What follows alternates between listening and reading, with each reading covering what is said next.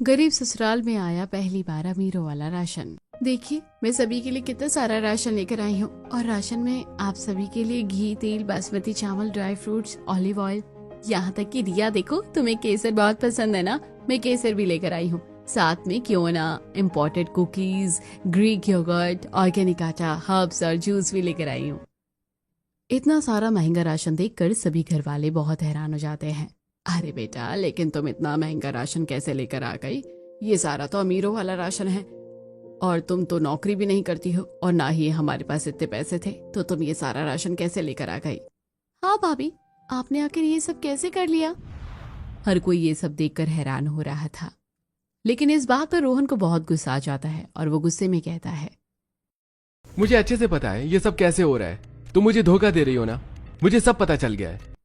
ये आप क्या कह रहे हैं? ऐसा कुछ भी नहीं है। मुझे सब पता है, मैं सब अच्छे से जानता हूँ। आखिर ये सब क्या हो रहा था? गरीब बहू प्रीति अमीरों वाला इतना सारा राशन अचानक से कैसे लेकर आ गई थी और रोहन उससे नाराज क्यों था? वो आखिर उसके ऊपर धोखेबाजी का इल्जाम क्यों लगा रहा था? सब कुछ जानने के लिए चलिए चलते हैं समय के कुछ पीछे। प्रीति बहुत ज्यादा थक गई थी और ऑफिस से वो घर लौटी है। अपने फ्लैट का दरवाजा खोलकर घर के अंदर आती है। सब कुछ कितना अलग और बदला हुआ लग रहा है। खैर कोई बात नहीं, अब मुझे इन सब चीजों की आदत डालनी ही होगी। उसके बाद प्रीति अपने लिए नमकीन चावल बनाती है और वो सबसे पहले चावल निकालकर उन्हें अच्छे से धोती है और उसके बाद प्याज, टमाटर और आलू भी काट लेती है। सब कुछ काटने के बाद वो कुकर में थोड़ा सा तेल डालकर उसमें प्याज, टमाटर और नमक, मिर्च, मसाले डालकर उसे अच्छे से पकाकर उसमें चावल और आलू डालकर थोड़ा पानी डालकर कुकर बंद करके चढ़ा देती है। जब तक कुकर में चावल पकने के लिए रखे हैं तब तक जाकर कपड़े बदल लेती हूँ। थोड़ी देर बाद चावल तैयार हो जाते हैं तो वो उन्हें प्लेट में डालकर सोफे पर बैठकर टीवी ऑन करके खाना खाने लगती है।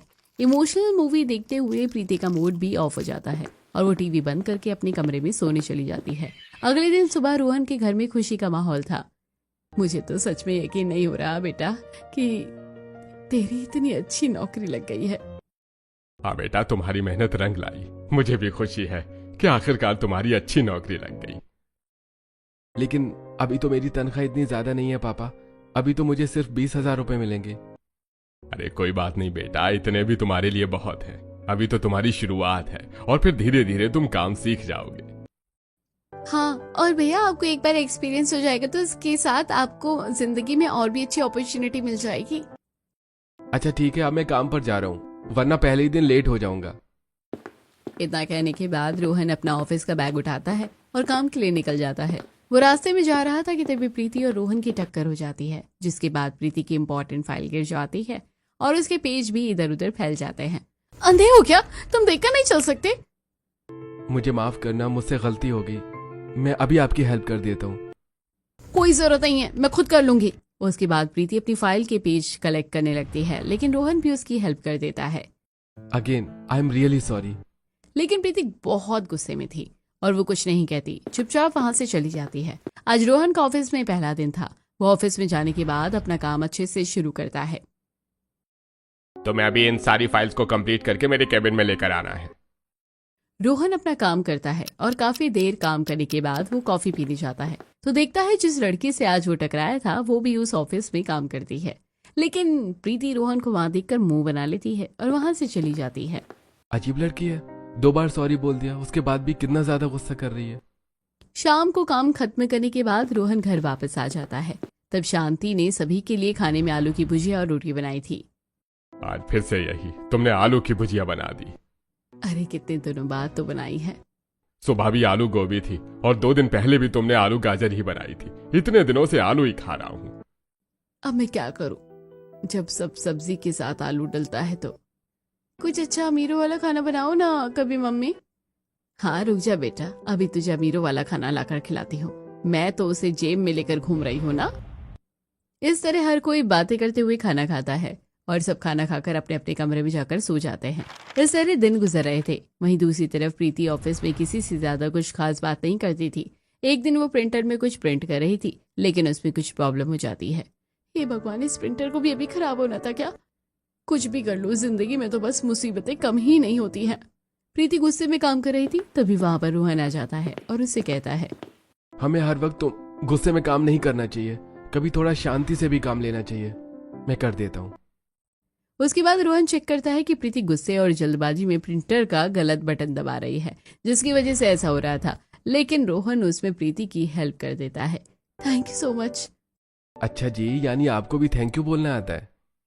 इतना कहकर प्रीति वहां से चली जाती है। अब अगले दिन से रोहन कभी कभी प्रीति को गुड मॉर्निंग विश करता है, तो कभी उसकी ऑफिस में छोटे मोटे काम में वो हेल्प कर देता है, जिसके बाद दोनों के बीच में थोड़ी दोस्ती हो जाती है। एक दिन दोनों लंच करने बाहर जाते हैं। एक छोटा सा ढाबा है, लेकिन मुझे यहाँ का खाना बहुत ज्यादा पसंद है। यहाँ के खाने में एकदम अपनापन लगता है और घर जैसा स्वाद आता है। अच्छा, अगर तुम्हें पसंद है फिर तो हमें ट्राई करना ही होगा। दोनों ढाबे के अंदर आते हैं और साथ में बैठकर खाना खाते हैं। तुमने बिल्कुल सही कहा था, ये खाना तो सच में बहुत ही ज्यादा लाजवाब और स्वादिष्ट है। हाँ, एकदम सस्ता और टिकाऊ है। खाना खाने के बाद दोनों वापस ऑफिस चले जाते हैं और अपना अपना काम करते हैं। कुछ दिनों बाद रोहन की जब सैलरी आई तो वो आधे पैसे शांति को देते हुए कहता है, माँ, इसमें से तुम्हें रसोई का सारा खर्च निकालना है और साथ में इसमें बिजली और पानी का भी बिल देना है। बाकी पैसे बिल वगैरह भरने में चले गए और कुछ पैसे अलमारी में रख दिए हैं। पूरा महीना निकालना है। पैसे आते ही चले जाते हैं। एक तरफ रोहन अपने परिवार की जिम्मेदारी को बहुत अच्छे से निभा रहा था, वहीं दूसरी तरफ रोहन और प्रीति की भी दोस्ती और ज्यादा गहरी होती जा रही थी। रोहन अब प्रीति को पसंद करने लगा था। पार्क में, क्या तुम्हें और कोई काम नहीं है जो तुम संडे को भी मेरे पास आ जाते हो? अब तो मुझे तुम्हारे अलावा और कुछ न तो नजर आता है और ना ही मैं और कुछ सोचना चाहता हूँ। प्रीति, मैं तुम्हें पसंद करने लगा हूँ। मैं तुम्हारे साथ अपनी आगे की जिंदगी बिताना चाहता हूँ। ऐसे सुनकर प्रीति बहुत ज्यादा हैरान हो गई थी। उसका माइंड एकदम ब्लैंक हो जाता है और उसे समझ नहीं आता कि वो क्या करे। तो वो बिना कुछ बोले उठकर वहां से भाग जाती है, जिसे देखकर रोहन भी बहुत हैरान हो जाता है।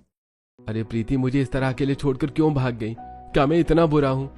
अगर रिजेक्ट ही करना था तो मुंह पर मना करके ही चली जाती। रोहन उदास होकर घर वापस आ जाता है। अगले दिन सुबह जब वो ऑफिस जाता है तो उसे प्रीति कहीं नजर नहीं आ रही थी, लेकिन लंच टाइम में उसे प्रीति ऑफिस के टेरेस पर मिलती है। वहाँ एक छोटा सा गार्डन था जहाँ पर बेंच था जिस पर प्रीति बैठी हुई थी। रोहन उसके पास जाकर बैठ जाता है। देखो प्रीति, तुम्हें इस तरह मुझसे भागने की जरूरत नहीं है। मैं समझ सकता हूँ तुम्हें मैं बिल्कुल भी पसंद नहीं हूँ। तुम मुझे साफ मना कर सकती हो। अगर तुम्हें मेरी कल की बात का इतना ज्यादा बुरा लग रहा है तो प्लीज मुझे माफ कर देना।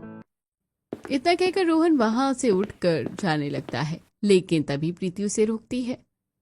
रुक जाओ, क्या तुमने जो कल कहा वो सब कुछ तुमने दिल से कहा है और तुम सीरियस हो? हाँ बाबा, अगर सीरियस नहीं होता तो मैं भला तुमसे ऐसा क्यों कहता? क्या तुम सच में मुझसे शादी करना चाहते हो? लेकिन तुम्हें तो पता है कि मेरा आगे पीछे कोई नहीं है। मैं बिल्कुल अकेली हूँ और मेरे पास ज्यादा पैसे भी नहीं है। मुझे तुमसे प्यार है ना कि तुम्हारी जिंदगी में जुड़ी बाकी चीजों से। मैं तुमसे शादी करूंगा और तुम्हें हमेशा खुश रखने का वादा करता हूँ। और अगर शादी के बाद मुझे जॉब नहीं करनी तो? शादी के बाद तुम्हारा जो मन करता है तुम वो कर सकती हो। तुम्हें मुझसे कुछ भी पूछने की भी जरूरत नहीं है। तो ठीक है, फिर मुझे अपने घर वालों से मिलवाओ। घर वालों से? क्यों, घर वालों से नहीं मिलवाना क्या? हम शादी करनी है तो घर वालों से तो मिलवाना होगा ना? या फिर अभी तक झूठ बोल रहे थे और सिर्फ टाइम पास करने का इरादा है? अरे नहीं, ऐसा कुछ भी नहीं है। तुम्हारे बारे में तो ऐसा मैं सोच भी नहीं सकता। ठीक है, इस संडे को मेरे घर चलेंगे और मैं तुम्हें सबसे मिलवा दूंगा। इस तरह संडे का दिन डिसाइड होता है और प्रीति तैयार होकर रोहन के घर आती है, जहाँ पर कोई प्यार से उसका घर में, तुम तो बहुत ही प्यारी बच्ची हो। बिल्कुल भैया, जितना आप शब्दों में एक्सप्लेन ना कर सके उससे भी ज्यादा प्यारी है आप भाभी। क्या कहा भाभी? हाँ बिल्कुल, अब आप दोनों की शादी होने वाली है तो आपको अब मैं भाभी कहूंगी ना। सभी प्रीति के साथ अच्छे से घुल मिल जाते हैं और शांति प्रीति के लिए चाय नाश्ता लेकर आती है। सब चाय नाश्ता करते हुए बहुत सारी बातें करते हैं। थोड़ी देर बाद प्रीति के जाने का समय हो जाता है। सच में बहुत प्यारी बच्ची हो। हम खुश नसीब है कि तुम हमारे घर की बहू बनोगी। तुम्हारे साथ कब वक्त बीत गया पता ही नहीं चला। जी, मुझे भी आपके साथ बहुत अच्छा लगा। सभी से मिलने के बाद प्रीति वापस से अपने फ्लैट में आ जाती है। वो अपनी माँ की फोटो लेती है और उससे कहती है, बताओ माँ, आपके हिसाब से मुझे क्या करना चाहिए? मुझे सब अच्छा लग रहा है। उनके साथ मुझे अपनापन लगा जो आज तक मुझे पहले कभी नहीं लगा। मुझे लगता है कि अब मैं सच में शादी करने के लिए तैयार हूँ। अब प्रीति और रोहन दोनों मिलकर डिसाइड करते हैं कि वो जल्दी ही शादी कर लेंगे, लेकिन उनके पास ज्यादा पैसे नहीं थे, इसलिए वो मंदिर में ही पंडित जी के सामने अग्नि के साथ फेरे लेकर पूरे रस्मों रिवाजों के साथ शादी के गठबंधन में बन जाते हैं। आज से आप दोनों पति पत्नी हैं। इस तरह दोनों की शादी हो जाती है और प्रीति अपने ससुराल आ जाती है, जहाँ पर उसके गृह प्रवेश के लिए थोड़ी बहुत तैयारी की थी। बेटा दाहिनी पैर से कलश गिराकर गृह प्रवेश करो। पहले प्रीति कलश गिराकर गृह प्रवेश करती है और उसके बाद सब सो जाते हैं। और अगले दिन सुबह प्रीति जब उठकर आती है, अरे बेटा तुम इतनी जल्दी क्यों उठ गई, तुम थोड़ी देर और सो जाती। कोई बात नहीं मम्मी जी, मुझे सुबह जल्दी उठने की आदत है। अच्छा बेटा चलो रसोई में चलते हैं, आज तुम्हारी पहली रसोई की रस्म है। उसके बाद शांति प्रीति को रसोई में लेकर जाती है। सबसे पहले मीठे से शुरुआत करनी है, इसलिए तुम पहले हलवा बना लो, तब तक मैं सब्जी काट देती हूँ और सब्जी बनाने की तैयारी कर दूंगी। मम्मी जी आपको परेशान होने की कोई जरूरत नहीं है, मैं हूं ना, मैं सब खुद कर लूंगी। अरे बेटा इसमें भला परेशानी होने वाली कौन सी बात है, तुम चिंता मत करो, अभी इन बूढ़ी हड्डियों में पूरी जान है। और फिर अभी कल तक भी तो मैं सारे काम करती थी ना, अब तुम्हारे आते ही तुम्हारे ऊपर सारा काम थोड़ी ना थोप दूंगी। इस तरह एक तरफ प्रीति कढ़ाई में घी और थोड़ी सूजी और आटा मिक्स करके हलवा बनाने के लिए रखती है और वहीं दूसरी तरफ शांति सब्जी बनाने के लिए सारी सब्जी को काटना शुरू करती है। इस तरह प्रीति की पहली रसोई की रस्म में दोनों सास बहू मिलकर सबके लिए अच्छा खाना बनाते हैं।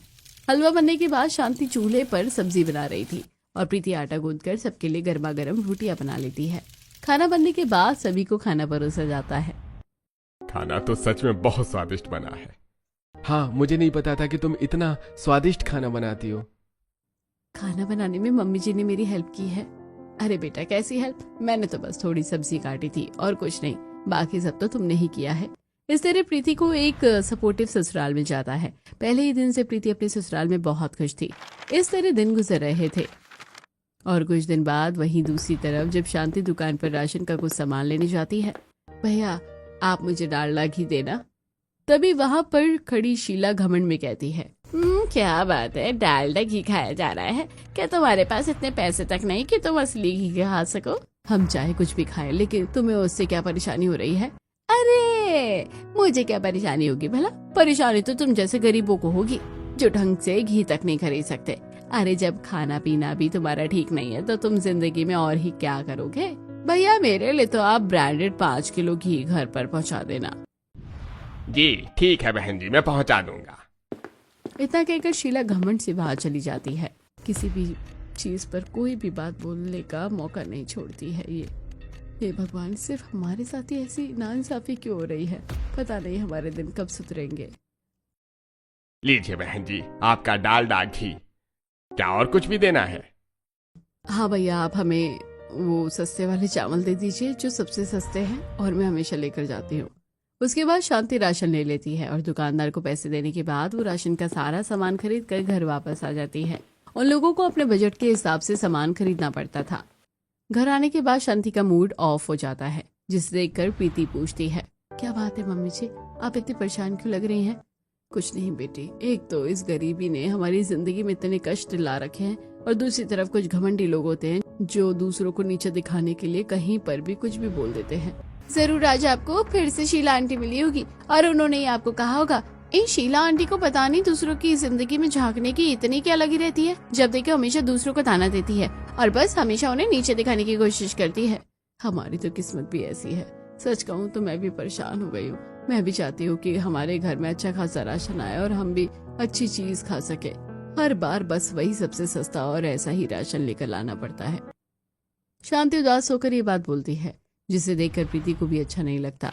इस तरह दिन गुजर रहे थे। एक दिन रिया कॉलेज में अपने दोस्तों से कुछ बातें कर रही थी। तो चलो क्यों ना हम सब एक बढ़िया से रेस्टोरेंट में जाकर पार्टी करते हैं, मेरा बहुत दिनों से कुछ अच्छा खाने का मन कर रहा है। तुम बिल्कुल सही कह रही हो, मेरा भी कुछ अच्छा खाने का मन कर रहा है। चलो वहाँ के महंगे रेस्टोरेंट में चलते हैं और पार्टी करते हैं। हाँ तो चलो चलते हैं, फिर देरी किस बात की। ठीक है दोस्तों, तुम लोग जाओ, मैं घर चलती हूँ। तू भी चलना हमारे साथ। हमारे साथ चलेगी तो कुछ घट जाएगा क्या? अरे इसके पास पैसा होगा तभी तो हमारे साथ जाएगी। इतने महंगे रेस्टोरेंट का ख्वाब देखना तो छोड़ो, अगर ये कैंटीन में कुछ खाने के लिए पैसे दे दे तो वो भी गनीमत होती है। ये सुनकर रिया को बड़ी शर्मिंदगी महसूस होती है और उसे बहुत बुरा लगता है। वो उदास हो जाती है और बिना कुछ बोले ही वहाँ से चली जाती है। जब रिया कॉलेज से घर वापस आती है, अरे रिया तुम आज जल्दी घर वापस आ गई। एक काम करो, मैंने खाना बना दिया है, तुम जल्दी से हाथ मुंह धोकर खाना खाने बैठ जाओ। ठीक है भाभी। एक तरफ प्रीति रिया के लिए खाना लेकर आती है और रिया उदास होकर कुछ सोचते हुए चुपचाप बस खाना खा रही थी। क्या बात है, तुम इतनी उदास क्यों लग रही हो? रिया प्रीति को सारी बातें बताती है। तो मेरे साथ हमेशा ऐसा ही होता है भाभी। हमेशा मुझे हर कोई बस नीचा दिखाता है और कोई भी ताना देकर चला जाता है। उन्हें कैसे कहूँ कि मेरा भी जाने का बहुत मन करता है, लेकिन हमारे हालात ऐसे नहीं है। कोई बात नहीं, उन्होंने जो बोलना था उन्होंने बोल दिया। और ये सब उनकी सोच दर्शाता है कि उनकी कितनी छोटी सोच है। अगर वो तुम्हारे सच्चे दोस्त होते तो कभी इस तरीके से तुम्हें ताना नहीं मारते और नीचा फील नहीं करवाते। चलो हम दोनों शाम को गोलगप्पे खाने चलेंगे। ठीक है, वैसे भी मुझे अपने कॉलेज फंक्शन के लिए कपड़े भी खरीदने हैं। इस तरह प्रिया रिया को समझाती है और उसका मूड ठीक करने की कोशिश करती है। शाम को प्रीति और रिया दोनों बाजार जाती हैं। दोनों सबसे पहले कपड़े खरीदने के लिए एक दुकान में जाती है। हाँ भैया, बिल्कुल ऐसा ही सूट दिखाओ जिसमें थोड़ा एक्स्ट्रा घेर हो, तभी तो अनारकली सूट पहनने का फायदा है। अरे ठीक है, मैं आपको इसमें और भी डिजाइन और कलर भी दिखा देता हूँ।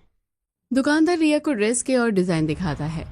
हाँ, मुझे ये पिंक वाला पसंद है। आप इसका रेट बता दीजिए कितना है। इसका आपको हो गया 1000 रुपए। वाह, ये तो बहुत ही सही है। ठीक है, तो इसे पैक कर दीजिए। अरे रुको भाभी, ऐसे कैसे पैक कर दीजिए? अरे भैया, 1000 रुपए ज्यादा हैं, आप जरा कम कीजिए। जी देखिए, हम इसमें कुछ कम नहीं कर सकते भाई, हमें आगे से ही इतने में पड़ रहा है। हम इतने में देंगे तो हमें कैसे मुनाफा होगा। देखिए भैया, ज्यादा से ज्यादा मैं आपको इसके 800 रुपए दे सकती हूँ। इतने में देना है तो डन कीजिए। वो आदमी कपड़े पैक कर देता है और उसके बाद दोनों दुकान से निकलकर गोलगप्पे खाने जा रही थी। मानना पड़ेगा, तुम्हारी बार्गेनिंग स्किल्स तो बहुत इम्प्रेसिव है। मुझे नहीं लगा था कि दुकानदार पैसे कम कर लेगा। मॉल और डिजाइनर ड्रेस खरीदते टाइम तो ऐसा नहीं हो सकता। खैर, हम मॉल और डिजाइनर ड्रेस के बारे में सोच भी नहीं सकते भाभी। वैसे आप बहुत शरीफ है। उसने जो रेट बताया आप उसे ही में लेने को तैयार हो गई हैं। ऐसा नहीं करते, हमें हमेशा इनको कम प्राइस बोलना चाहिए, तभी तो हम कम में सामान खरीद पाएंगे। दोनों बात करती हुए एक ठेले के पास आ जाती हैं, जहाँ दोनों एक ठेले पर गोलगप्पे खा रही थी। देखा, मैंने कहा था ना भाभी कि आपको यहाँ के गोलगप्पे बहुत अच्छे लगेंगे। तुमने बिल्कुल सही कहा था, यहाँ के गोलगप्पे बहुत अच्छे हैं। खट्टा मीठा होने के साथ साथ चटपटा भी है। उसके बाद दोनों गोलगप्पे खाने के बाद घर वापस आ जाते हैं। शाम को रोहन घर वापस आता है और हाथ में पीछे कुछ छुपाकर वो रसोई में जाता है। क्या कर रही हो? कुछ नहीं, बस खाना बना रही थी। और एक बात बताओ, आप अपने हाथ में पीछे क्या छुपा रहे हो? रोहन पीछे से चूड़ियां निकालता है और प्रीति को देता है। वाह, ये चूड़ी तो सच में बहुत ज्यादा खूबसूरत है। लाओ, मैं तुम्हें पहना देता हूँ। उसके बाद रोहन प्रीति को चूड़ी पहना देता है। इस तरह घर में प्रीति का हर कोई अच्छे से ध्यान रख रहा था, जिसकी वजह से प्रीति को बहुत अच्छा लगता था। कुछ दिन बाद रोहन प्रीति को कुछ पैसे ला कर देता है। अरे, ये पैसे तुम्हारी रसोई खर्च के लिए, इसी में तुम्हें पूरे महीने का रसोई का खर्च निकालना होगा। ये जो सिर्फ 5000 है, क्या इसमें सब कुछ हो पाएगा? हाँ, हो जाएगा। मैं हर महीने मम्मी को इतने ही पैसे देता था, अब बस तुम्हें देखकर सब करना होगा। लेकिन कुछ चीजें ऐसी थी जिसकी वजह से प्रीति जो देख रही थी उसकी वजह से उसे बहुत बुरा लग रहा था। एक दिन सभी घर वाले बाहर आंगन में बैठे थे तो देखते हैं कि शीला के घर पर एक डिलीवरी वाला आया है। हाँ, मेरा आज पिज्जा खाने का बड़ा मन कर रहा था। अब मेरा तो जब भी जो मन करता है तो मैं तो अपने खाने के लिए मंगवा लेती हूँ। बाकियों की तरह थोड़ी ना हूँ कि मुझे अपना मन मानना पड़ता है। और ये लो तुम्हारी tip. Thank you so much ma'am. उसके बाद डिलीवरी वाला वहां से चला जाता है और शीला भी खाने का सामान लेकर घर के अंदर चली जाती है। लेकिन उसकी बात सुनकर शांति को बहुत गुस्सा आता है। हम तो पागल और बहरे हैं ना, हमें तो कुछ समझ नहीं आता है कि वो ये सब बातें हमें ही मार रही थी। सच में मम्मी, वो तो थोड़ा गरीब हालत की वजह से हमारे हाथ बंधे हुए हैं, वरना जैसे शीला आंटी की हरकतें हैं ना, मन तो करता है कि इन्हें बहुत अच्छा सबक सिखाऊं। बेटा, सबक सिखाना तो दूर की बात है, हम तो घर में ठीक से खाना तक नहीं खा सकते हैं। बस यही कुछ चीजें थी जिसकी वजह से प्रीति को बहुत ज्यादा बुरा लगता था। वो देख रही थी कि किस तरह उसके ससुराल वाले हर छोटी छोटी चीज के लिए अपना मन मार रहे हैं। जब शाम को प्रीति शांति के साथ बाजार जाती है। अच्छा भैया, सब्जी कितने रुपए किलो दे रहे हो? जी 40 रुपए किलो है। तो दे दीजिए। अरे बहू रुक, ऐसे कैसे दे दीजिए? अरे भैया 30 रुपए किलो लगाओ, इतने में देना है तो दो, वरना हम चले। इस तरह शांति 40 रुपए की सब्जी 30 रुपए किलो में ले लेती है। मेरी नंद और सास की बार्गेनिंग स्किल कितने अच्छे हैं, मुझे लगता है इनसे कुछ सीखना चाहिए। उसके बाद दोनों परचून की दुकान पर जाती है और भैया मुझे एक नमक की थैली दे दीजिए और 20 वाली हल्दी की थैली भी दे दीजिए। इस तरह उन्हें टुकड़ों में सारा छोटा मोटा सामान लाना पड़ता था। दिन गुजर रहे थे। एक दिन रिया सबका व्हाट्सएप स्टेटस देख रही थी। देखो सब कितने महंगे रेस्टोरेंट में जा रहे हैं और कितने अच्छे अच्छे खाने की फोटो लगा रहे हैं, और हमें देखो आज तक इन डिशेस का कभी नाम तक नहीं सुना होगा। हमें तो बस यहाँ पर पुराने चावल खाने पड़ते हैं, साथ में दाल रोटी या फिर कोई आलू की सब्जी, बस इसके अलावा तो कुछ अच्छा खाना नसीब नहीं होता है। देखो तो जरा सब सुशी, वाग्यू स्टेक और केवियर खा रहे हैं। सुशी तो मुझे भी बहुत अच्छी लगती है। क्या आपने खाई है भाभी? हाँ, एक बार खाई थी। आपका सही है, कम से कम आपने खाया तो है, मैंने तो आज तक टेस्ट भी नहीं किया। अरे खाना ही छोड़, यहाँ तो ढंग का घी भी नसीब नहीं हो रहा है। मेरा तो बूंदी का लड्डू खाने का इतना मन करता है, लेकिन घी इतना महंगा है कि क्या कर सकते हैं। उन लोगों को हर चीज में मन मारता हुआ देख प्रीति ठान लेती है कि अब वो उनके लिए कुछ करेगी। अगले दिन प्रीति परचून की दुकान से 2 किलो महंगा और अच्छा वाला घी लेकर आती है, जिसे देखकर सब हैरान हो जाते हैं। बेटा तू 2 किलो घी कहाँ से लेकर आ गई है?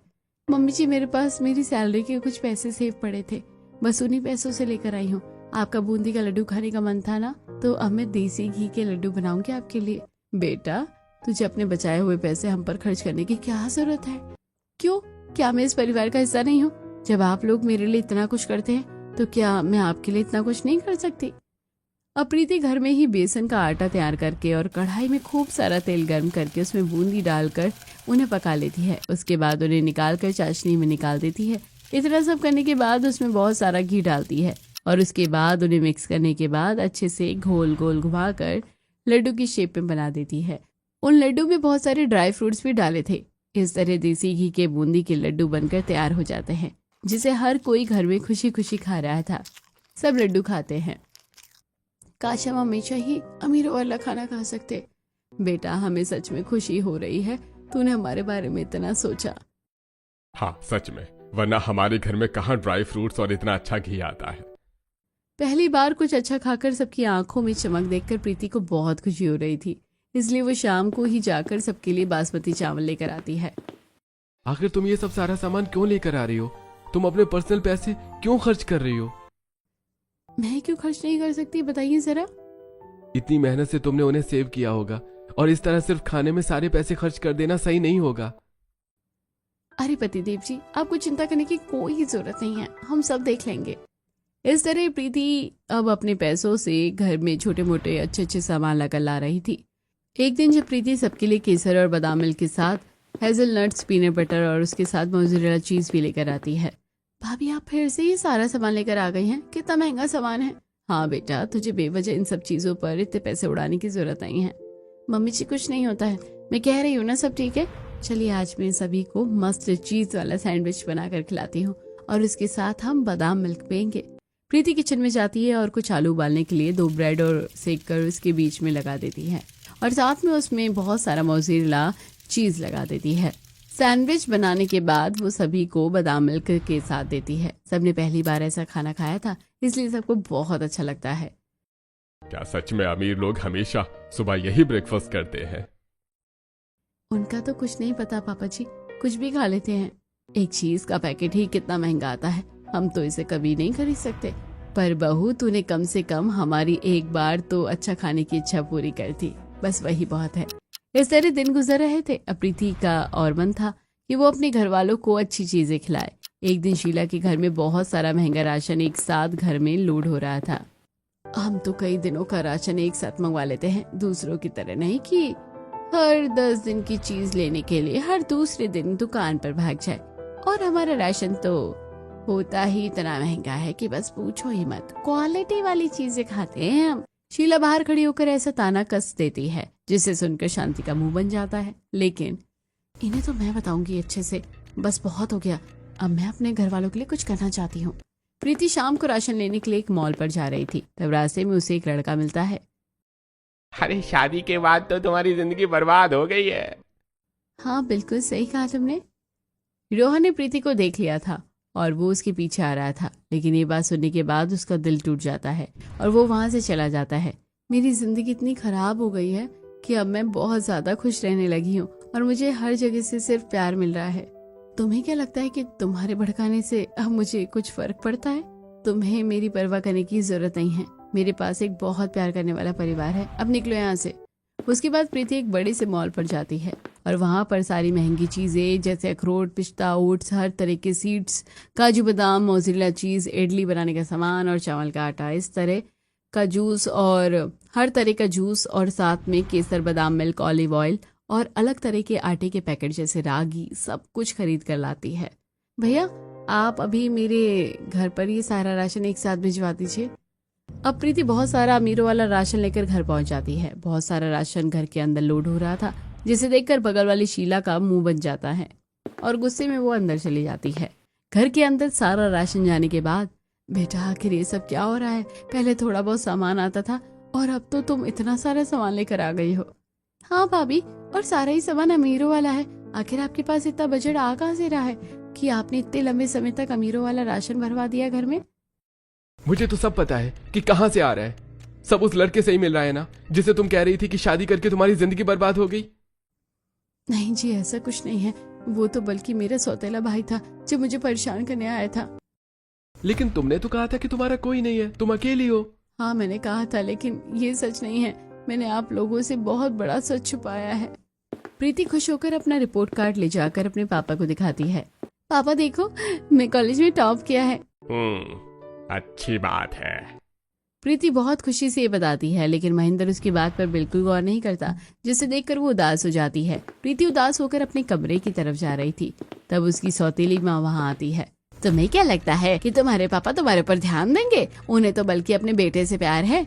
सुनीता प्रीति को ताना कसती है, लेकिन वो ध्यान नहीं देती और अपनी सहेली के साथ बाहर मूवी देखने चली जाती है। अगर तू नहीं आती तो मेरा पता नहीं क्या होता। अरे चिंता करने की कोई जरूरत नहीं है, मैं हमेशा तेरे साथ हूँ। मूवी देखने के बाद दोनों महंगे रेस्टोरेंट में खाना खाने जाते हैं। उसके बाद प्रीति अपने बॉयफ्रेंड से मिलने उसके फ्लैट पर जाती है। तुम कभी मेरा फोन क्यों नहीं उठाते हो? तुम्हें पता है ना मैं कितना बिजी हूँ। हाँ बिल्कुल, आजकल तो तुम बहुत बिजी रहने लगे हो। ना मेरे पास कॉल करते हो, ना मुझसे मिलने आते हो। तुम्हें पता है ना मेरे घर वालों की तबीयत खराब चल रही है, इसलिए मैं टेंशन में हूँ। प्लीज मुझे और टेंशन मत दो। यहाँ पहले ही पैसों का इंतजाम नहीं हो रहा है। सॉरी, बताओ मुझे तुम्हें कितने पैसों की जरूरत है? प्रीति उतने ही पैसे रवि के अकाउंट में ट्रांसफर कर देती है। लेकिन कुछ दिन बाद जब रवि उससे ठीक से बात नहीं कर रहा था, तो एक दिन वो कॉलेज में उसके पास मिलने जाती है, तो देखती है कि रवि और सीमा हंसते हुए बात कर रहे थे। सच में इस प्रीति को अपनी जिंदगी में लाना सही रहा। मैं बेस्ट फ्रेंड बनकर पैसे हट रही हूँ और तुम बॉयफ्रेंड बनकर। सच में मजा आ गया। ये बात सुनकर प्रीति का दिल टूट जाता है। तुम दोनों मुझे धोखा दे रहे हो। तुम दोनों मेरे साथ ऐसे कैसे कर सकते हो? तुम्हें शर्म नहीं आती? हमें शर्म क्यों आएगी भला? हमें तो जो सही लगा हमने किया। अरे तुम्हारे पास इतना पैसा है, थोड़ा बहुत हमें मिल जाएगा तो क्या हो गया? प्रीति का दिल बहुत बुरी तरह से टूट जाता है और वो वहां से रोती हुई चली जाती है। घर आने के बाद, लो जी आ गई गुलछर्रे उड़ाकर। क्या मैंने आपसे बात की जो आप हर बार मुझसे बात करने आ जाती हैं? इतना घमंड ठीक नहीं है लड़की। ये तो कुछ भी नहीं है। बचपन से आपने जो मेरे साथ किया है, मुझे हमेशा जब मन किया मार दिया, घर का काम करवाया और तो और हमेशा मेरे पापा से झूठी शिकायत लगाकर मेरे पापा को मुझसे अलग करने की कोशिश की। इन सब चीजों के बाद क्या मैं आपसे तमीज से बात करूंगी? आप इस लायक नहीं हैं। मन तो करता है कि अभी धक्के मारकर तुम्हें घर से निकाल दूं, लेकिन नहीं निकाल सकती। आधी से ज्यादा प्रॉपर्टी मेरी है। एक दिन तुमसे प्रॉपर्टी छीनकर सारी मेरे बेटे के नाम कर दूंगी। अगर बंटवारा होना था तो बराबर का होना था। तुम्हें ज्यादा क्यों मिला? कोई खिलौना है क्या जो छीन कर दे देंगे? इस प्रॉपर्टी में मेरी मम्मी का पूरा हक था। मेरी मम्मी ने पापा के साथ मिलकर बराबर का काम किया है। पूरा एम्पायर खड़ा करने में मेरी मम्मी का योगदान है। उनका हिस्सा मुझे बहुत पहले ही मिल गया था। इसमें तुम कुछ नहीं कर सकती। तुम्हारी तरह नहीं कि मेरे पापा को पैसों के लिए फंसा लिया और शादी कर ली। इस तरह मैंने अपना परिवार छोड़ दिया। मैंने फिर कभी किसी को सच नहीं बताया, क्योंकि हर कोई मुझसे पैसों के लिए दोस्ती कर रहा था और पैसों के लिए ही मुझसे बात कर रहा था। मुझे लगा कहीं तुम भी इसलिए मुझसे दोस्ती न करो, इसलिए मैं एक नॉर्मल इंसान की तरह रही। तुम्हें परेशान होने की जरूरत नहीं है। हमने कभी भी तुम्हें इस चीज के लिए न तो जाना है और न ही जानेंगे। हाँ बेटा, तुम हमारी बेटी हो और बल्कि हम तुम्हें तो बहुत प्यार करते हैं। जब से तुम आई हो घर में खुशियाँ आ गई हैं। बल्कि तुम्हें हमारे लिए कितना कुछ किया है और करने की जरूरत नहीं है। हमें तुमसे कुछ नहीं चाहिए। नहीं मम्मी जी, मुझे आप लोगों का प्यार दिखा है, इसलिए मैं आप लोगों के लिए कुछ करना चाहती हूँ। चलिए अब सब जल्दी से तैयार हो जाइए, हम रेस्टोरेंट में खाना खाने चलेंगे। मुझे सच में यकीन नहीं हो रहा कि हम इतने महंगे रेस्टोरेंट में आकर सुशी खा रहे हैं। सब हमारी बहू की वजह से हुआ है। अमीरों वाला खाना खा रहे हैं और घर में भी अमीरों वाला राशन आ गया है। तुम सच में हमारे घर की लक्ष्मी हो बेटा। तुमने हमारे लिए बहुत कुछ किया है। अब से आपकी सबकी खुशी मेरी खुशी है। इस तरह प्रीति अपने परिवार वालों की खुशी के लिए सब करती है और प्रीति के ससुराल वाले भी उसे बहुत प्यार करके अपना लेते हैं, जिसके बाद उसे एक प्यारा सा घर परिवार मिल जाता है।